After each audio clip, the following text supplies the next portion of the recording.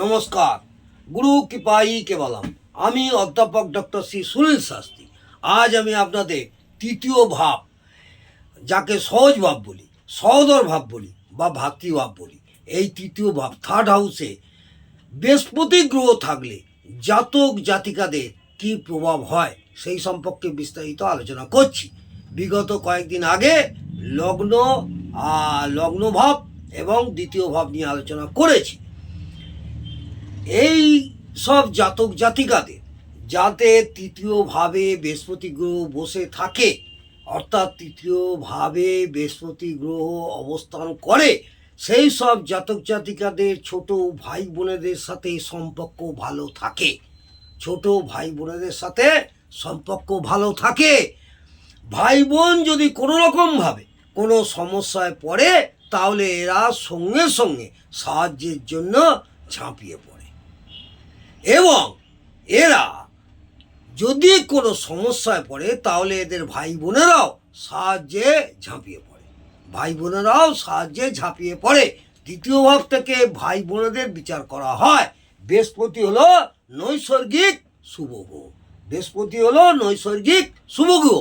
এদের এগিয়ে যাওয়ার চেষ্টা সব সময় সৎ কাজের জন্য থাকে। এদের এগিয়ে যাওয়ার চেষ্টা সব সময় সৎ কাজের জন্য থাকে। কারণ তৃতীয় ভাব থেকে চেষ্টা, উদ্যোগ ও বৃহস্পতি হলো সৎ এবং ন্যায়ের কারক গ্রহ। এরা সব কাজ করে আইন বা ন্যায় মেনে। এরা সব কাজ করে আইন বা ন্যায় মেনে। এরা কোনো রকমভাবে অসৎ বা জালিয়াতি কাজ পছন্দ করে না। এই সব জাতক জাতিকেরা কোনো রকম অসৎ বা জালিয়াতি কাজ পছন্দ করে না। দৈনন্দিন জীবন খুব নিয়ম মেনে চলে এবং পরিবারের সদস্যদের সেই শিক্ষাই দেয়। পরিবারের সদস্যদের সেই শিক্ষাই দেয়। দৈনন্দিন জীবনে যে ধর্ম অনুযায়ী মানুষ কাজ করে, সেই ধর্ম এরা খুব ভালো পালন করে, অর্থাৎ গুরুজনদের সম্মানও করে। এরা গুরুজনের সম্মানের কথাও বলে, ঘরে ঠাকুরকে শ্রদ্ধাচারে পূজাও করে, এইসব নানা রকম ইত্যাদি করেও থাকে। এদের বন্ধু সার্কেল খুব বড় ও ভালো হয়। এইসব জাতক জাতিকাদের বন্ধু সার্কেল খুব বড় এবং ভালো হয়। তুলনামূলকভাবে বেশি মিতব্যয়ী হয়। তুলনামূলকভাবে এইসব জাতক জাতিকারা বেশি মিতব্যয়ী হয়। এদের মধ্যে একটু স্বার্থপরতাও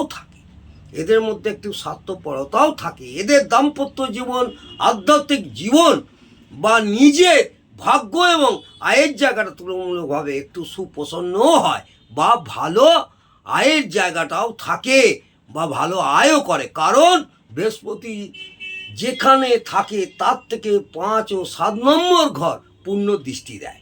বৃহস্পতি যেখানে থাকে, যে ঘরে অবস্থান করে, সেখান থেকে 5 ও 7 ও নবম ঘরে পূর্ণ দৃষ্টি দেয়।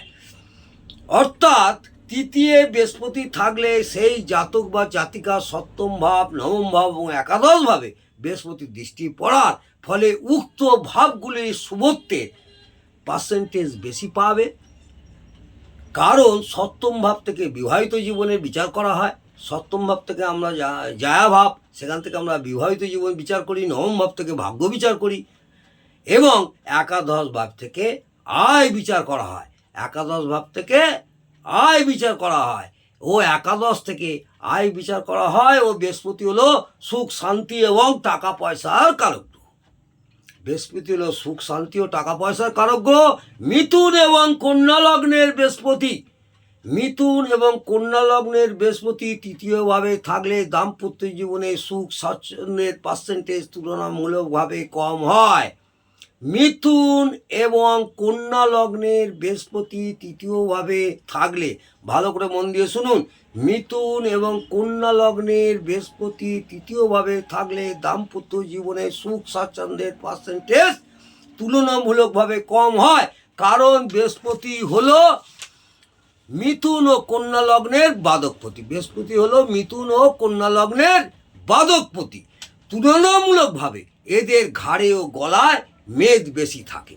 এইসব জাতক জাতিকাদের ঘাড়ে ও গলায় মেদ বেশি থাকে বা ঘাড় গলা মোটা হয়। কারণ কালপুরুষের অঙ্গ বিভাজন অনুযায়ী তৃতীয় ভাব ঘাড় গলা নির্দেশ করে। কালপুরুষের অঙ্গ বিভাজন অনুযায়ী তৃতীয় ভাব ঘাড় ও গলা নির্দেশ করে এবং বৃহস্পতি মেয়েদের কারক গ্রহ। মেয়েদের কারক গ্রহ। এই বৃহস্পতি যদি পাপ পীড়িত হয় বা অশুভ হয়, এই বৃহস্পতি যদি পাপ পীড়িত বা অশুভ হয়, তাহলে এই ঘাড়েতে প্রচুর আঁচিল হয়, প্রচুর আঁচিল হয়। অনেক জাতক জাতিকা দেখবেন ঘাড়েতে অনেক আঁচিল আছে। তাহলে এই ঘাড়েতে প্রচুর আঁচিল হয়, কারণ বৃহস্পতি শরীরের যে কোনো মাংসপিণ্ডকে বৃদ্ধি করে। বৃহস্পতি শরীরের যে কোনো মাংসপিণ্ডকে বৃদ্ধি করে বা শরীরের অঙ্গ প্রত্যঙ্গের বৃদ্ধিজনিত রোগ সৃষ্টি করে।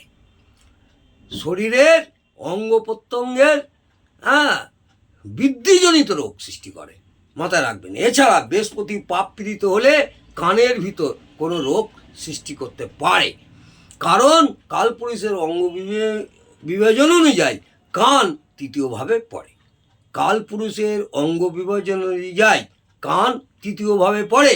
এই বৃহস্পতির সাথে শনি গ্রহ থাকলে, এই বৃহস্পতির সাথে শনি গ্রহ থাকলে যোগাযোগ দেরিতে হয়, কারণ শনি গ্রহ হচ্ছে আমাদের স্লোলি প্ল্যানেট, না স্লোলি মুভমেন্ট করে।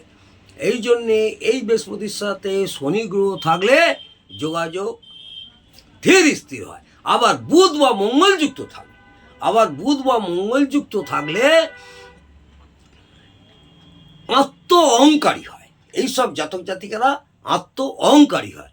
বুধ বা মঙ্গলযুক্ত থাকলে আত্ম অহংকারী হয়। রাহু থাকলে খুব রেগে যায়, রাহু গ্রহ থাকলে খুব রেগে যায়, প্রচণ্ড রাগ হয়। পাড়া প্রতিবেশীদের সাথে এদের সম্পর্ক ভালো থাকে, কারণ তৃতীয় ভাব থেকে পাড়া প্রতিবেশীর বিচার করা হয়। আবার বলি, রাহু থাকলে খুব রেগে যায়, পাড়া প্রতিবেশীদের সাথে এদের সম্পর্ক ভালো থাকে, কারণ তৃতীয় ভাব থেকে পাড়া প্রতিবেশীর বিচার করা হয়।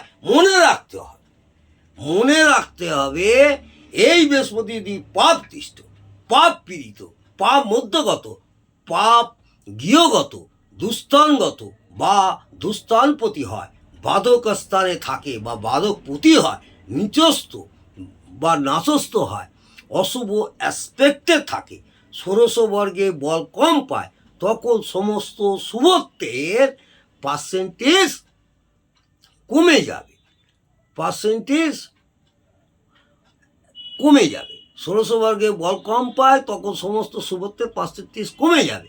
আবার কিছু কিছু ক্ষেত্রে খুব অশুভ হলে উল্টো ফলও দিতে পারে, অর্থাৎ উপযুক্ত ফলগুলো কতটা কার্যকর হবে সেটা বৃহস্পতির শুভত্ব ও অশুভত্বের উপরে নির্ভর করছে।